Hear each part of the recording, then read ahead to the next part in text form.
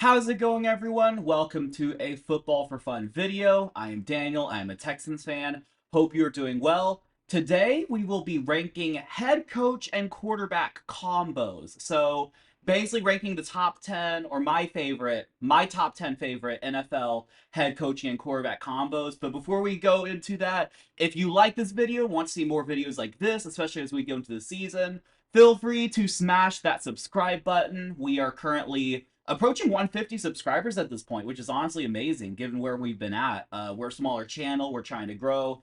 And also, if you have any content ideas, feel free to leave some comments down below. So subscribe, comment, and just like that, also debate my rankings. That said, we're going to be looking at ranking the head coach quarterback combinations. I think it's a very intriguing topic because there are a lot of teams to where maybe we love their coach, but not necessarily their quarterback, or vice versa, or like them both, but the extent as how much. And I just want to rank the top 10. I'm not going to go into like all of them like in detail, but I do want to throw out some honorable mentions first, being a few teams, which are going to be the Bengals, Eagles, Commanders, Vikings, and Bucks. They were all just barely outside the top 10.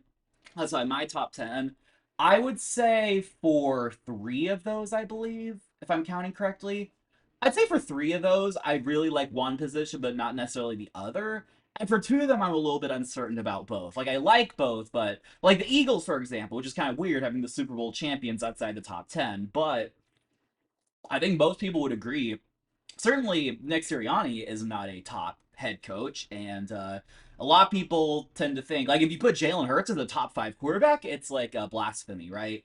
Uh, the what was the other team that was the case? I guess the Commanders are a similar case to where we really like Jaden Daniels, but he's also really young, so we don't really know what to expect from him. And Dan Quinn, I mean, he's obviously really good, but he also had a run in Atlanta. I think these retread head coaches are just going to be at a disadvantage because we've seen them suck, kind of like the Buccaneers with Todd Bowles.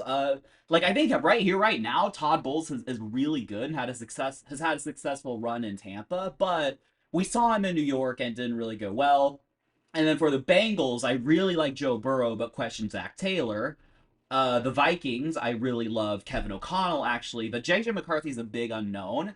And I think that has all the teams. Yeah, so I guess there's really two teams, or no, three. Yeah, I guess for the Buccaneers, I really like Baker, but I'm not exactly sure about Bowles. So they were just outside the top 10, but if you wanted to argue that they belonged in the top 10 spot, I would definitely listen. With that, let's go to our top 10. My number 10 head coach quarterback combination is the Broncos with Sean Payton and Bo Nix. Now, honestly, I kind of would have thought that they would be higher. It's just that there's so many good combos up there. I'm a believer that Sean Payton is one of the best coaches in the league, and we don't really realize that. Although I am kind of realizing as I prepare these videos and do all the podcasts and things like that, like, there are actually a lot of coaches that I really like and think are underrated. But obviously I can't like you can't just like love every coach, and we'll kind of get to them some here in a little bit. But Sean Payton and Bo Nix, I think, are a really good combo, and especially since Bo Nix is a rookie, I think this has potential to kind of like just go sky high up. A lot of the tiebreaker for a lot of these like combinations, because there were some that were like tied or very close, and was like ultimately what was kind of the tiebreaker for me was like continuity and experience, like how much time they had together and everything like that. And given that Sean Payton and Bo Nix have only been together for 1 year, and it was a pretty solid year. They went 10-7, they made the playoffs. Um, that if they had a few more like years of experience under their belt and had success, that's probably the type of situation where I would have put them closer to 7 or 6. But for now, they're number 10. But I also do think Bo Nix is very underrated. I think he was just kind of under the shadow of Jaden Daniels, and he really had an offensive rookie of the year type of season, and we just don't remember that because of Jaden Daniels. So Sean Payton and Bo Nix at number 10. At number 9, I have Jim Harbaugh and Justin Herbert. I guess you could say it's a similar combination given that they're both in the AFC West. Jim Harbaugh was, I guess technically he was a retread head coach, but not in the context that we normally talk about. It's not like he had a failed attempt elsewhere. I mean, he had a run in San Francisco where they made the Super Bowl and I believe the NFC Championship the next year. So he's made at least two conference title championships with the 49ers, maybe a third, but it might have just been two. But he had a successful run in San Francisco. I mean, all the guy did was win, but it ended weird somehow, I think, with ownership or something like that. And you have him, and then you have Justin Herbert, who I know a lot of people like to make fun, Mr. Hypothetical or whatever, but he has shown that when he's on the field, he's really, really good. Maybe in the playoffs, he doesn't always deliver, and he's not like a top four quarterback. I mean, he's not in that Burrow, Mahomes, Allen, Lamar debate, but he's right on the fringe. I don't remember where I ranked him at quarterbacks, but I'm pretty sure he's top 10. He might even be like top 8 or something like that. But I think he's really, really good. Justin Herbert, that is. Again, the reason maybe this combination was a little bit lower than others is because of kind of the continuity, which is that they've only been together for 1 year. There was actually really a situation where Jim Harbaugh made Herbert do less. They started really focusing on the run game, and Justin Herbert only needed to throw, I think he only threw like 21 touchdowns or something like that, but threw very, very little picks. He only threw like 3 picks on the entire season. Just kind of funny because when he played the Texans in the playoffs, he threw like 4. So it is kind of funny how he doubled or more than doubled the number of interceptions in a single playoff game. But that is just all to say, like, this does seem like a pretty good head coach quarterback combo. I'm not sure if they have as much potential compared to Sean Payton and Bo Nix, because I feel like Sean Payton's going to want to do more with Bo Nix. But, for now, this duo is very, very solid. A lot of teams would love if any NFL head coach, like GM or whatever, were going to build a team, they would love to start with Harbaugh and Herbert. So, number 9, we have those two. At number 8, the Texans with DeMeco Ryans and CJ Stroud. Now, on the topic, we'll get to CJ Stroud, but on the topic of underrated head coaches, because I've talked about in the past how I think maybe Kevin O'Connell's underrated, and I just talked about how Sean Payton's underrated, and also another coach who will come up here in a little bit, I think is actually criminally underrated, but I think DeMeco Ryans is very, very underrated. Like, I think DeMeco Ryans might be a fringe top 5 coach. If I actually, like, rank them, he's probably closer to, like, 6 or 7 or something, but I think for whatever reason, among these two, CJ Stroud seems to get the most praise. He did have a slump here last year, which is part of why maybe they're not as high as like 6 or 5. The reason that they are higher than Harbaugh, Herbert, and Bo Nix, Sean Payton is quite because they have more continuity together, in my opinion. So I would trust this duo a little bit more than I would the other two. But again, it might be a situation where, and as a Texans fan, I'll admit, this might be a limited sort of duo to where, like, I do know DeMeco Ryans is a defensive head coach, and defensive head coaches have not won a Super Bowl, like, probably, I guess, since Belichick. And CJ Stroud, while I do still think is like could be top 5 quarterback, is also very limited. And if the offensive line doesn't do him any favors, then he is going to struggle. But I do think DeMeco Ryans is extremely underrated because just like, well, another coach who may or may not will come up, Dan Campbell, because Dan Campbell walked into Detroit. Think about it. He walked into Detroit and turned the culture around. Well, DeMeco Ryans kind of did something similar. Now, the big difference is that we were not as dysfunctional as the Lions. Like, the Lions had, like, years and decades of just sucking and being the laughing stock of the league. But, and we were, like, on a kind of, like, a down, I guess, on a downturn. I mean, we were, like, not like among generations made fun of, but for that 2-3 year stretch with the whole Watson stuff going on and like coaches like David Coley and Lovie Smith leaving, we were just made fun of. Like, we were a laughing stock in the league. And then DeMeco Ryans came in and just put in order. And not only that, but he made our defense basically a Super Bowl defense. Like, I think we have a top 3 defense in the league. I mean, drafted CJ Stroud 2 overall when a lot of people were saying that we should like not draft a quarterback and just like wait till next year. But Bryce Young went 1. CJ Stroud, you are our guy. And, helped develop guys like Nico Collins, obviously, probably was, instrumental in the acquisition of like Joe Mixon, Tank Dell, things like that. So I think DeMeco Ryans really set the culture in Houston, which is one of my kind of defining attributes in a head coach. So yeah, I think this head coaching combination is number 8. I do think they have potential to go higher, but I'm not sure how high. All right, at number 7, I have Kyle Shanahan and Brock Purdy, which honestly for a lot of people might seem a little bit high. I think it's really just because they had a down year last year, but I do believe Brock Purdy is a solid quarterback, and I still think Kyle Shanahan's really, really good. Which again, maybe that's another coach I think is like underrated, and there are gonna be like so many head coaches. Like if someone's keeping track, there might be like 10 coaches that I might at some point set our top 5, but Kyle Shanahan went to a Super Bowl with Brock Purdy. He also went to a Super Bowl with Jimmy Garoppolo. And maybe you could argue like playmakers, but I don't know. I think he tends to scheme guys wide open like George Kittle and Debo Samuel, Brandon Ayuk, and players like that. But I do think this combination is very good. They've also been together longer than the other ones that I've mentioned so far. And this isn't a ranking by like coach quarterback combinations that have been together the longest.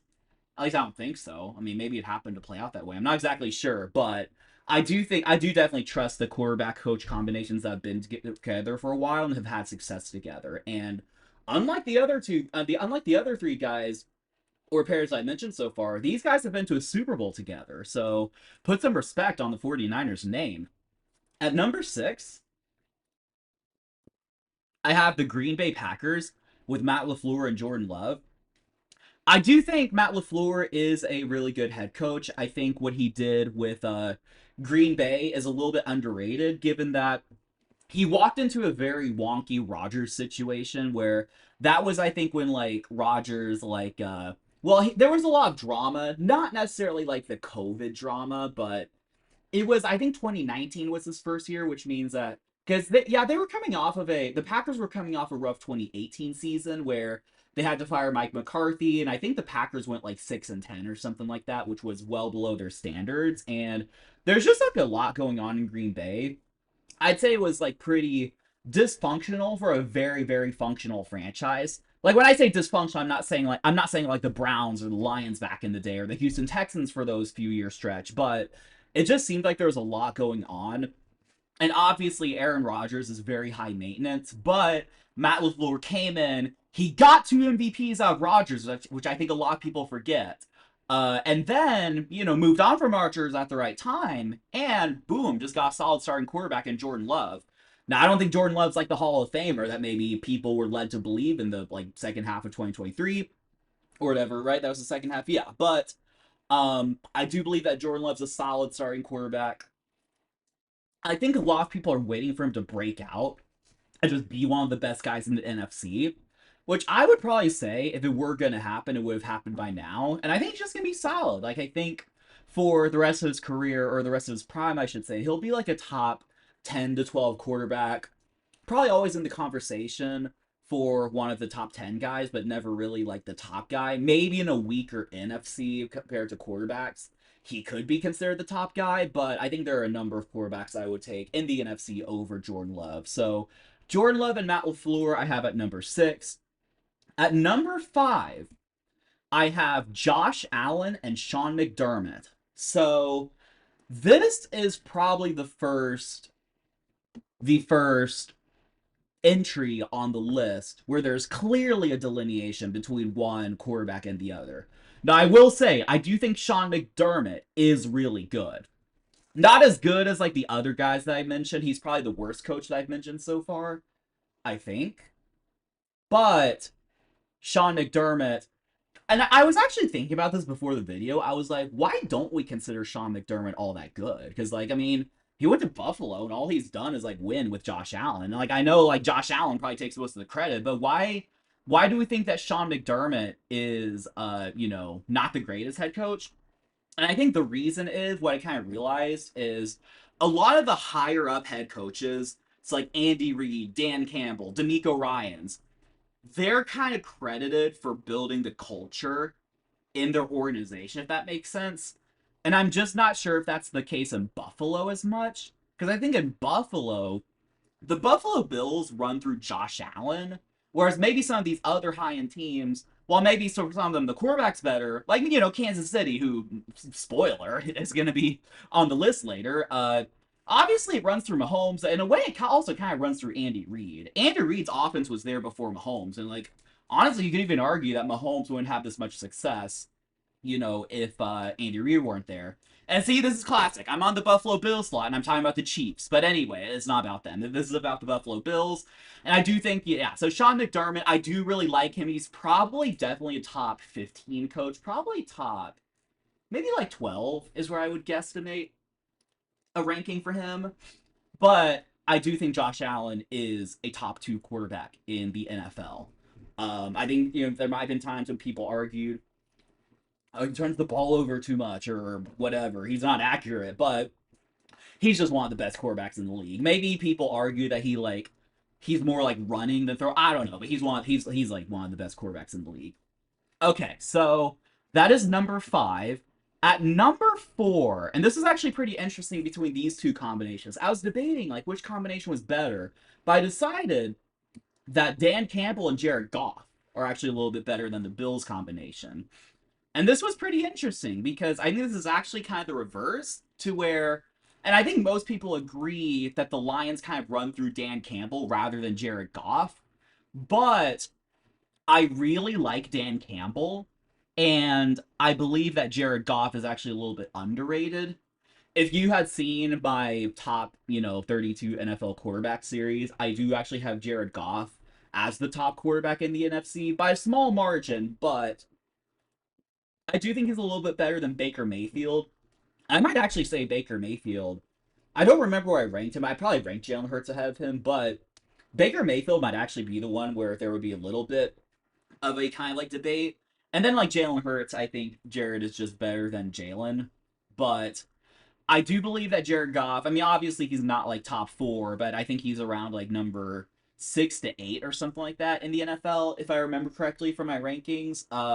And then Dan Campbell, as I mentioned earlier, he just shifted the culture in Detroit, which is just like something. Now we'll see when he loses his coordinators. He lost Ben Johnson and his defensive coordinator, I forget, Aaron Glenn, right? Yeah, he lost those guys. So it'll be interesting to see if Dan Campbell can continue to kind of like, cultivate that Lions culture without them. But I think he will. I have all confidence that like Ben Johnson and Aaron Glenn will have left and nothing changes. The Lions will still win like 13 games. They may not make it to the Super Bowl, but they're going to be right on the fringe, probably back in the NFC Championship. And yeah, I don't think anything changes. So they are my number 4 combination. At number 3, Sean McVay and Matthew Stafford. Now, when I was mentioning earlier that there was a coach I thought was criminally underrated, I think that's Sean McVay. I think Sean McVay is underrated because actually my co-host and I were doing like kind of research on the fly. We were like, who's the second best coach in the league? Is it not Sean McVay? And now I did look at some rankings like PFF, and I think like PFF, maybe NBC Sports or something like that, and they both had McVay as the second best coach. So clearly the experts know, but I think among fans, I think we forget. And I think the reason is that Sean McVay in like 2018 when he got hired, maybe it was earlier than that. I think it was 2018. 2018. No, 2018 was the Super Bowl year. So I think he got hired the year before. But say it's like 2018 to 2019, he was kind of seen as like this wonder kid. Um, he was seen as like this wonder kid, this like guy who was just like who was like a rocket ship. He was only like 30 when he got hired or whatever. But it's been like 7 or 8 years, and I think he's kind of lost his luster among fans. But he is still a brilliant head coach. He only had one rough year in LA, which was after they basically sold everything to win that Super Bowl. But then they didn't really have to rebuild all that long. In 2023, I believe, 2022 was the rough year, but then 23 they're just back. Like they got Puka Nakua, they got Kyron Williams. I mean, he drafted really well. So Sean McVay, I still think is one of the best coaches in the league. And honestly, if Andy Reid retires soon, which I don't imagine he will, but if he does, I wouldn't be shocked if Sean McVay is like the guy, like Bill Belichick, Andy Reid, Sean McVay. And who knows, maybe he'll do it with a different team. Maybe Sean McVay will go to like the name a team, like the Miami Dolphins, and he's just gonna have a dynasty there. Probably not Miami, because Miami's probably firing Mike McDaniel the next year, and he wouldn't leave LA for like another few years. But anyway, I had a random thought, by the way. Let me know what y'all think. I think, like, when Matthew Stafford retires, I predict that Dak Prescott will be an LA Ram. I don't know if he would be traded or, like, cut or whatever, but because I think Sean McVay's going to want a veteran, and I think Dak Prescott at some point is going to be looking for work. So, Dak Prescott to the Rams. Just you heard it here first. Anyway, but yeah, and I do think Matthew Stafford. I think he's kind of regressing a little bit, but he's still one of the better quarterbacks in the league. Definitely the NFC, and he's still really freaking good. He's just a little bit older. It's gonna be harder for him to take hits. So we'll kind of see how long this lasts. But for now, like for this season, I have them at number 3. At number 2, John Harbaugh and Lamar Jackson. John Harbaugh, one of the best coaches in the league, won a Super Bowl with Joe Flacco. And then when Joe Flacco left, Lamar Jackson just kind of like took the realm and took the reins, I guess. And yeah, Lamar Jackson is one of the best quarterbacks in the league. I mean, John Harbaugh, one of the best coaches in the league. Excuse me. I mean, I don't really think there's much to say there. Like all they've done is win together. They added Derrick Henry. Maybe one thing you could say is they haven't really developed the best receivers, but it does seem like Zay Flowers is coming on his own. So we'll see. I mean, we'll see if this duo can win a Super Bowl. But yeah, I don't expect these two guys to be going anywhere anytime soon. And at number 1, the Chiefs duo. Now, I know a lot of people are arguing, like, Patrick Mahomes, is he really the top quarterback in the game right now? But, truth be told, we all know that Andy Reid's the best coach in the league. And everyone and their mother knows. You can hate on the Chiefs, you can hate Mahomes families, you can hate the Swifties, whatever. You can hate Kelsey, but Andy Reid and Patrick Mahomes are the best quarterback coach combination in the National Football League. And if you want to argue with me otherwise, then, like, I guess I'd be interested to hear your argument, but it would be kind of hard to sort of like hear. I mean, yeah, I don't know how we could argue otherwise. They won like 3 Super Bowls together. Andy Reid is one of the most brilliant coaches, play callers in the history of the league. Mahomes, one of the better quarterbacks. I know he's got kind of a little bit of a slump, but I think he'll be back. He'll be back to his dominant form. They kind of rely on the defense a little bit more these days, but yeah, this is the head coach quarterback combination, probably one of the best in the history of the NFL, besides Brady, Belichick, and like Joe Montana. Who is Joe Montana's coach? Bill Walsh, right? I'm not absolutely crazy, all right? I'm not dumb on my history, NFL history, am I? Joe Montana, and Bill Walsh. Yeah, that sounds right. So anyway, let me know what you think in the comments, if you agree or disagree with some of my rankings, if you thought that some other teams should have been a little bit higher or put in the list I completely missed out on. Let me know. And thank you all so much for watching. I hope you have a great rest of your day. And with that said, I will see you all for the next video. But in the meantime, subscribe to Football for Fun. Peace.